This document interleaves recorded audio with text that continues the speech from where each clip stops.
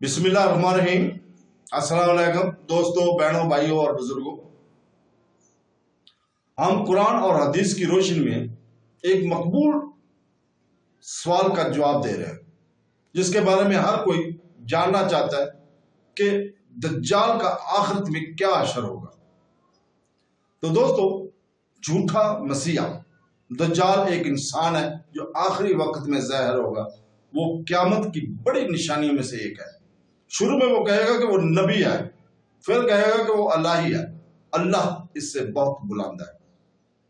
وہ لوگوں کو اس پر ایمان لانے کی دعوت دے گا، پھر معلوم ہو جائے گا کہ وہ صرف کافر ہی نہیں بلکہ کافر ہے، بلکہ وہ اسے روئے زمین کے لوگوں میں سے بدترین کافروں میں سے ہے، اور اس میں کوئی شک نہیں ہوگا۔ چنانچہ رسول پاک صلی اللہ علیہ وسلم نے ہمیں بتایا کہ اس کی آنکھوں کے درمیان لفظ کافر لکھا جائے گا۔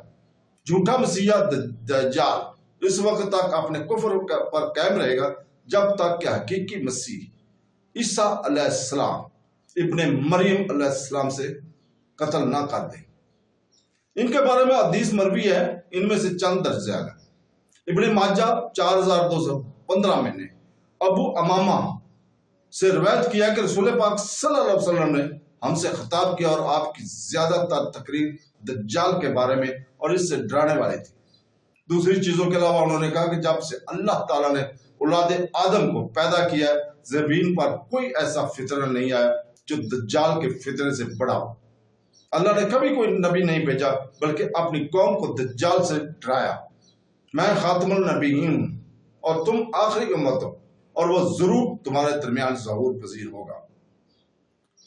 اگر وہ اس حالت میں ظاہر ہوا جس میں تم میں ہوں تو میں تمہاری طرف سے اس سے جھگڑا کروں گا، اور اگر وہ اس وقت ظاہر ہوا جب میں تم میں نہیں ہوں تو ہر آدمی کو اپنی حفاظت کرنی ہے، اور اللہ میری طرف سے ہر مسلمان کا خیال رکھے گا۔ وہ شام اور عراق کے درمیان خلا سے نکلے گا اور دائیں بائیں تباہی مچا دے گا۔ اے اللہ کے بندو، ثابت قدم رہو۔ میں اسے آپ کے سامنے اس طرح بیان کروں گا جس طرح مجھ سے پہلے کسی انبیاء نے بیان نہیں کیا۔ وہ یہ کہے گا کہ میں نبی ہوں لیکن میرے بعد کوئی نبی نہیں۔ پھر وہ کہے گا میں تمہارا رب ہوں، لیکن تم اپنے رب کے اس وقت تک نہیں دیکھو گے جب تک تم مر نہ جاؤ۔ وہ ایک آنکھ والا ہوگا، لیکن آپ کا رب ایک آنکھ والا نہیں ہے، اور اس کی آنکھوں کے درمیان لکھا ہوا کافر ہوگا۔ ہر مومن اسے پڑھے گا، چاہے وہ پڑھا ہو، لکھا ہو یا ناخواندہ ہو۔ اس کے فتنے کا ایک حصہ یہ ہوگا کہ اس کے ساتھ جنت اور جہنم ہوگی، لیکن اس کی جہنم جنت ہوگی اور اس کی جنت جہنم ہوگی۔ جس کو دوزخ کی آگ سے آزمایا جائے گا وہ اللہ سے مدد مانگے اور سورہ الکاف کی پہلی آیت پڑھے تو وہ اس کے لیے ٹھنڈی اور محفوظ ہو جائے گی، جیسے کہ ابراہیم کے لیے آگ تھی۔ اس کے فتنے کا ایک حصہ یہ ہوگا کہ وہ ایک اعرابی سے کہے گا کہ اگر میں تمہارے والد اور والدہ کو زندہ کروں تو کیا تم گواہی دو گے کہ میں تمہارا رب ہوں؟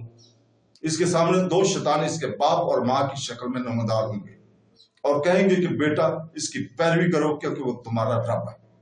اور اس کے فتنے کا ایک حصہ یہ ہوگا کہ وہ ایک جان پر غالب آئے گا اور اسے قتل کر دے گا، اور پھر اسے آرے سے کاٹ دے گا یہاں تک کہ وہ گر کر دو ٹکڑے کر دے گا۔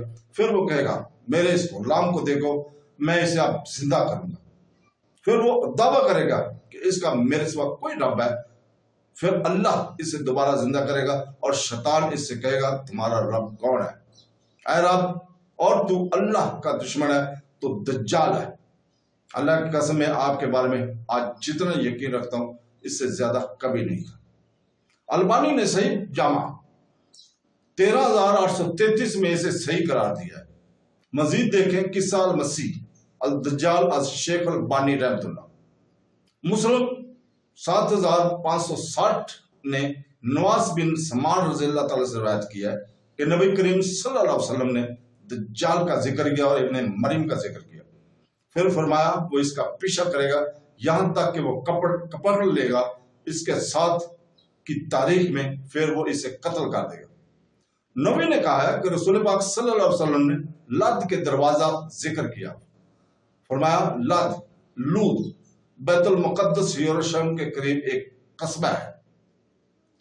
احمد 3868 نے عبداللہ بن مسعود رضی اللہ تعالیٰ سے روایت کیا ہے کہ رسول پاک صلی اللہ علیہ وسلم نے فرمایا قیامت کے دن سب سے زیادہ سخت عذاب والے لوگ ہوں گے یہ ہے وہ شخص جسے کسی نبی نے قتل کیا ہو یا جس نے اس نبی کو قتل کیا، وہ رہنما جو لوگوں کو گمراہی کی طرف لے جائے اور تصویر بنانے والا۔ تو دوستو، شیخ احمد شاکر نے کہا اس کی سند صحیح ہے۔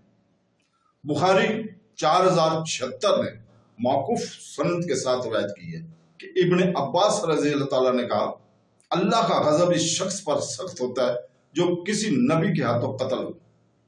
ایک بار جب یہ ثابت ہو جائے تو ہم جانتے کہ جھوٹا مسیح دجال اپنے کفر پر قائم رہنے ہوئے ایک کافر کی حیثیت سے مر جائے گا۔ وہ حقیقی مسیح عیسیٰ ابن مریم علیہ السلام کے ہاتھوں مارا جائے گا اور وہ جہنم کی آگ میں جائے گا جو اس میں لوگوں میں سب سے زیادہ سخت عذاب میں سے ایک ہے۔